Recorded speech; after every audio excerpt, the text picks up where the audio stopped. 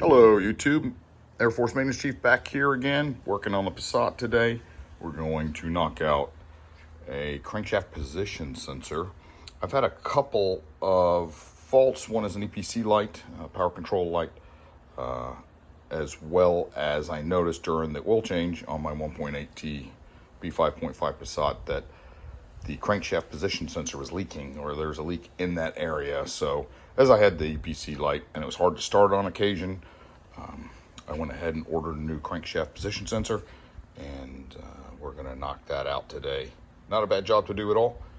So let's get cracking on it first by removing the coolant tank. Safety warning here, make sure you're working on a cold engine.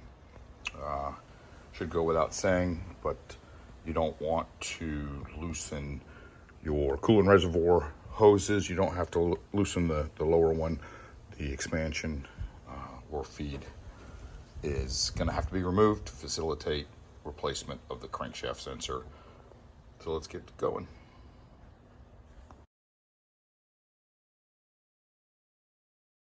So underneath the Passat here, I've removed the coolant reservoir. You can actually see the crankshaft position sensor there. It's adjacent to the oil filter. You can get on the single mount bolt without removing the oil filter, and I'll show you how to do that from up top.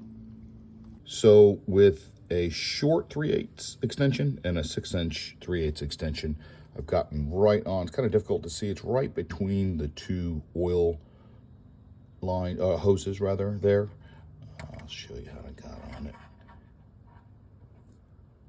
So it's kind of difficult to see. Apologies for the shaky camera, but you can get on it without removing the oil filter. Okay, so I've managed to get the crank position sensor mount bolt out. You can see the filters there. If you tuck in just between the oil filter and the firewall, you can actually get a straight shot right on the M5 Allen bolt that mounts the sensor to the block. Okay, so the crankshaft position sensor is removed. I laid it on top of the engine just to give you an idea of the approximate routing. You can see, obviously it's mounted down there by the oil filter. The wire comes up in and amongst this myriad of vacuum lines and oil lines behind the intake manifold. There was 2 zip ties that I had to cut, and then it routes to a wire bundle of other sensors and clips on to a clip mounted on the firewall, actually like that. I'm sorry, like that, into that groove. Okay. Now, I also, and again, I bought mine from Amazon, and it's a Bosch OEM style replacement crankshaft sensor. You can see it has some conduit, some heat protection there, whereas the OEM one did not. You want to make sure, and you can tell by how grimy the original crankshaft sensor is, you want to clean that mounting surface up. Make sure you put some either Vaseline or a little bit of oil to facilitate installing this into the block, and also make sure that mounting location is nice and clean. Get all that grime off. You don't want anything to go into your engine block. Also, the way I removed it from its routing location is I pulled the sensor away from the block. Once the quick disconnect is disconnected and the zip ties are cut, I pulled it this way. So in other words, that end, the connector, routed in and amongst that myriad of hoses, and then I pulled it down just after the oil filter there and pulled it up.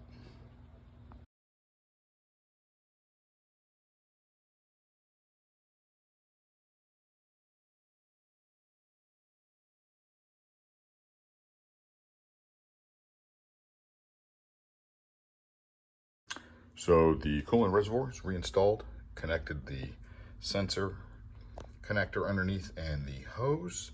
So we are all done, ready for an engine start.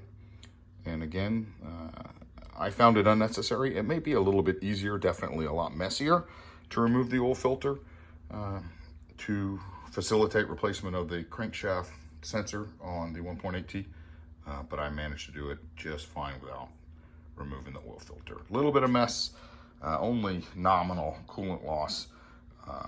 And by the way, put a drip pen underneath the engine just for the little bit of coolant that you'll lose when disconnecting that hose from the reservoir. Remember, if this helped you, please like and subscribe. And as always, thanks for watching.